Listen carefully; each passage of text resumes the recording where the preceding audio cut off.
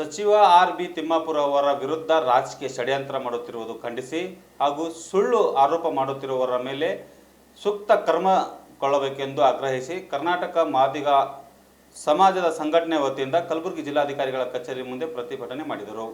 ಸಚಿವರಾದ ಆರ್.ಬಿ. ತಿಮ್ಮಾಪುರ ಅವರ ವಿರುದ್ಧ ರಾಜಕೀಯ ಷಡ್ಯಂತ್ರ ಮಾಡಲಾಗಿದೆ ಎಂದು ಆಕ್ರೋಶವನ್ನು ವ್ಯಕ್ತಪಡಿಸಲಾಯಿತು. ಕಲಬುರಗಿ ಜಿಲ್ಲಾಧಿಕಾರಿಗಳ ಕಚೇರಿ ಮುಂದೆ ಕರ್ನಾಟಕ ರಾಜ್ಯ ಮಾದಿಗ ಸಮಾಜದ ಸಂಘಟನೆಯಿಂದ ಬೃಹತ್ ಪ್ರತಿಭಟನೆ. ಸಚಿವರಾದ ಆರ್.ಬಿ. ತಿಮ್ಮಾಪುರ ಅವರ ರಾಜಕೀಯ ಷಡ್ಯಂತ್ರ ಮಾಡುತ್ತಿರುವ ವಿರುದ್ಧ ಪ್ರಕರಣ ದಾಖಲಿಸುವಂತೆ ಆಗ್ರಹಿಸಿ ಜಿಲ್ಲಾಧಿಕಾರಿಗಳ ಮೂಲಕ ಮುಖ್ಯಮಂತ್ರಿಗಳಿಗೆ ಮನವಿ ಸಲ್ಲಿಸಲಾಯಿತು. ಚಂದ್ರಕಾಂತ್ ನಾಟಿಕಾರ್ ಹಾಗೂ ದಶರಥ್ ಕಲಗುರ್ತಿ ಅವರು ಈ ಸಂದರ್ಭದಲ್ಲಿ ಮಾತನಾಡಿ ಆಕ್ರೋಶ ವ್ಯಕ್ತಪಡಿಸಿದರು. ಈ ಪ್ರತಿಭಟನೆಯಲ್ಲಿ ಮಲ್ಲಿಕಾರ್ಜುನ್ ಕೊಪ್ಪೂರ್, ಸಿದ್ದಲಿಂಗ ಕಟ್ಟಿಮನಿ ಸೇರಿದಂತೆ ಅನೇಕರು ಪ್ರತಿಭಟನೆಯಲ್ಲಿ ಭಾಗವಹಿಸಿದರು. Bureau report RJ32 Kannada news, Kalaburagi. ಸಚಿವರಾದ ಸನ್ಮಾನ್ಯ ಶ್ರೀ ಆರ್.ಬಿ. ತಿಮ್ಮಾಪುರ ಸಾಹೇಬರ ಒಂದು ಮೇಲೆ ರಾಜಕೀಯ ಷಡ್ಯಂತ್ರವನ್ನು ನಡೆಸುತ್ತಿರುವುದು ಖಂಡಿಸಿ ಇಂದು ನಾವು ಗುಲ್ಬರ್ಗ ಜಿಲ್ಲೆಯಲ್ಲಿ ಕರ್ನಾಟಕ ರಾಜ್ಯ ಮಾದಿಗ ಸಮಾಜ ವತಿಯಿಂದ ಮತ್ತು ವಿವಿಧ ಮಾದಿಗ ಸಮಾಜ ಸಂಘಟನೆ ಸಂಯುಕ್ತ ಆಶ್ರಯದಲ್ಲಿ ಇಂದು ನಾವು ನಮ್ಮ ಸಮಾಜದ ಹಿರಿಯ ಸಚಿವರಾದ ತಿಮ್ಮಾಪುರ ಸಾಹೇಬರ ಬಗ್ಗೆ ಇಲ್ಲ ಸಲ್ಲದ ಏನು ರಾಜಕೀಯ ಒಂದು ಕುತಂತ್ರದಿಂದ ಕರ್ನಾಟಕ ರಾಜ್ಯದಲ್ಲಿ ಅಬಕಾರಿ ಇಲಾಖೆಯಲ್ಲಿ ಭ್ರಷ್ಟಾಚಾರ ನಡೆದಿದೆ ಅಂತೇಳಿ ಏನು ಸುಳ್ಳು ಆಪಾದನೆ ಮಾಡಿದ್ದಾರೆ. ಆ ಒಂದು ಮಾನ್ಯ ಸಚಿವರ ಒಂದು ಆಡಳಿತ ಅವಧಿಯಲ್ಲಿ ಕರ್ನಾಟಕ ರಾಜ್ಯದಲ್ಲಿ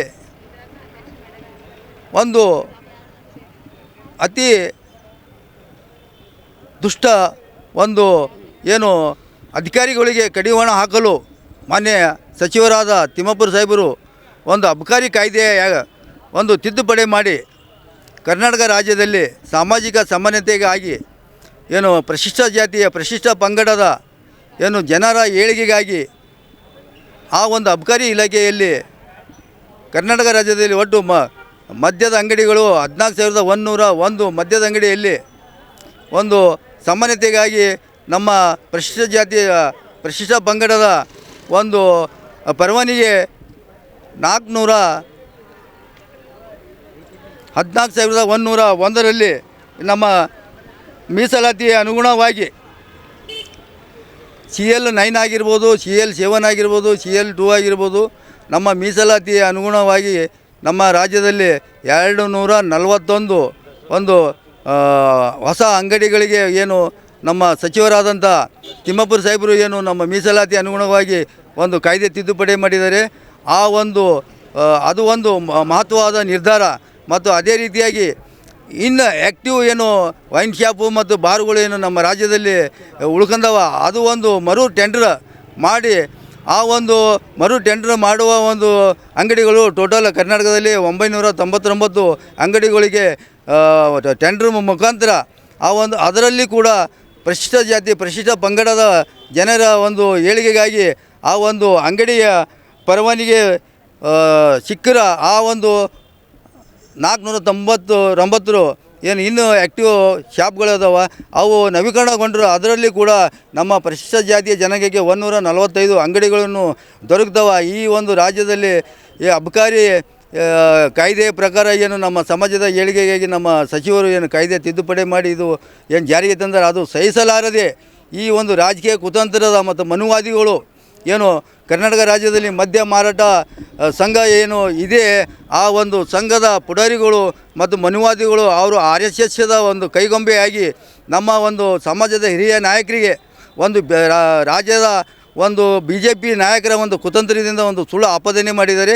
ಇದೇ ರೀತಿಯಾಗಿ ಮೊದಲು ಕೂಡ ಸಚಿವರ ಮೇಲೆ ಆಪಾದನೆ ಮಾಡಿದರು. ಆ ಒಂದು ಆಪಾದನೆ ತನಿಖೆ ಸಂದರ್ಭದಲ್ಲಿ ಯಾವುದೇ ಪುರಾವೆಗಳನ್ನು ದೊರೆತಿಲ್ಲ. ಅದು ಆ ಒಂದು ವಿಚಾರವಾಗಿ ಇಡೀ ನಮ್ಮ ಕರ್ನಾಟಕ ರಾಜ್ಯದ ಸಮಸ್ತ ಜನರಿಗೆ ಗೊತ್ತಿದ್ದಂಥ ವಿಷಯ.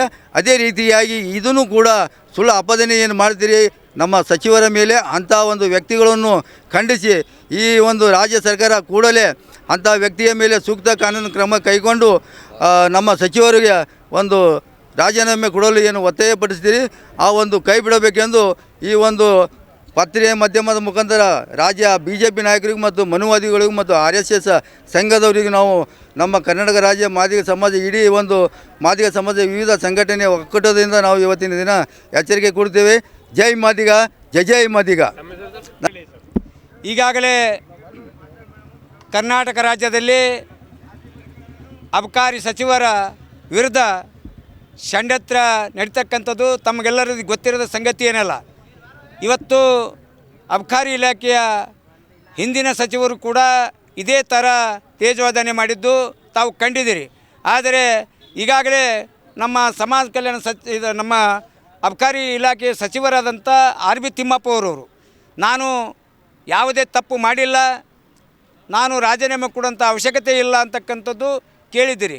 ಆದರೆ ಸಮಾಜ ಕಲ್ಯಾಣ ನಮ್ಮ ಅಬಕಾರಿ ಸಚಿವರಾದಂಥ ನಮ್ಮ ಹಿರಿಯ ನಾಯಕರು RB ತಿಮ್ಮಾಪುರವರು ಈಗಾಗಲೇ ಅವರ ಮೇಲೆ ಇದು 2ನೇ ಬಾರಿ ಅಪವಾದನೆ ಬರ್ತಕ್ಕಂಥದ್ದು. ಇದೇನು ಹೊಸದಲ್ಲ. ಹಿಂದಿರ್ತಕ್ಕಂಥ ಸರ್ಕಾರಗಳು BJP ಸರ್ಕಾರ ಇರ್ಬೋದು, ಕಾಂಗ್ರೆಸ್ ಸರ್ಕಾರ ಇರ್ಬೋದು, ಸಮ್ಮಿಶ್ರ ಸರ್ಕಾರದಲ್ಲಿ ಕೂಡ ಈ ಅಬಕಾರಿ ಸಚಿವರ ಮೇಲೆ ಅಪವಾದನೆ ಬಂದಿದ್ದು ಎಲ್ಲರೂ ಕಂಡಿದ್ದೀವಿ. ಆದರೆ ವಿನಾಕಾರಣ ಅಧಿಕಾರಿಗಳು ತಪ್ಪು ಮಾಡಿದ್ದನ್ನು ಅವರು ಹೇಳಿದ್ದಾರೆ. ನಾನು ಯಾವುದಾದರೂ ವಿಡಿಯೋದಲ್ಲಿ ಅಥವಾ ಆಡಿಯೋದಲ್ಲಿ ನಾನು ಲಂಚ ತೆಗೆದುಕೊಳ್ತಕ್ಕಂಥದ್ದು ಏನಾದರೂ ತುಣುಕಿದ್ದರೆ ನಾನು ರಾಜೀನಾಮೆ ಕೊಡಲಿಕ್ಕೆ ಸಿದ್ಧನಿದ್ದೀನಿ. ಒಂದು ವೇಳೆ ವಿನಾಕಾರಣ ತಪ್ಪು ಮಾಡಿಲ್ಲ ಅಂದ ಬಳಿಕ ನಾನು ರಾಜೀನಾಮೆ ಕೊಡ್ತಕ್ಕಂಥ ಅವಶ್ಯಕತೆ ಇಲ್ಲ, ನಾವು ಮಾಡೋಕ್ಕೂ ನಾವು ತಯಾರಿಲ್ಲ.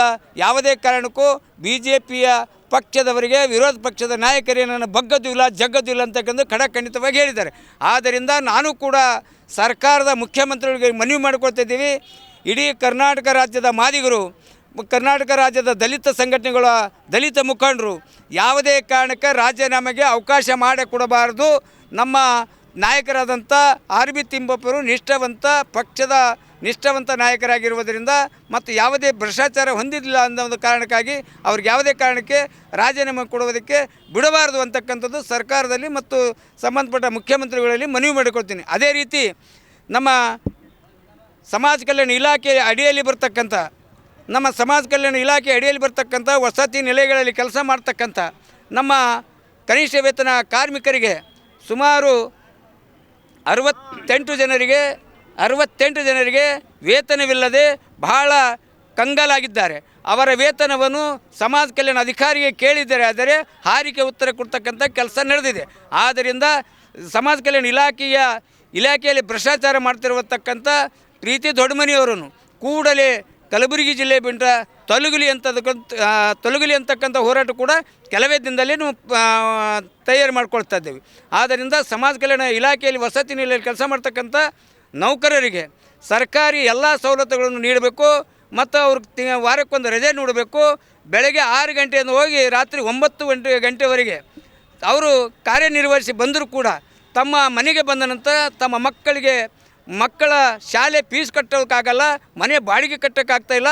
ಆದ್ದರಿಂದ ಈ ಎಲ್ಲ ಬೇಡಿಕೆಗಳನ್ನು ಕೂಡಲೇ ಈಡೇರದೋದರೆ ಸಮಾಜ ಕಲ್ಯಾಣ ಇಲಾಖೆ ಎದುರುಗಡೆ ದೊಡ್ಡ ಪ್ರತಿಭಟನೆ ಮಾಡಬೇಕಾಗ್ತದೆ ಅಂತದ್ದು ಕೂಡ ನಾವು ಸರ್ಕಾರಕ್ಕೂ ಮತ್ತು ನಮ್ಮ ಸಮಾಜ ಕಲ್ಯಾಣ ಅಧಿಕಾರಿಗಳಿಗೆ ಎಚ್ಚರಿಕೆ ಕೊಡ್ತಾ ಇದ್ದೀವಿ. ದಸರಥ್ ಕಲವರ್ತಿ ಅಂತ.